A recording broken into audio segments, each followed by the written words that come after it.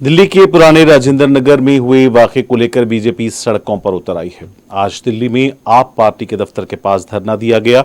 अरविंद केजरीवाल हुकूमत के खिलाफ जमकर नारेबाजी की गई। बीजेपी कायदीन और कारकुनों की आगे बढ़ने की कोशिश को नाकाम बना दिया गया। एहतजाजियों को मुंतशिर करने के लिए पानी के फव्वारे का इस्तेमाल किया गया।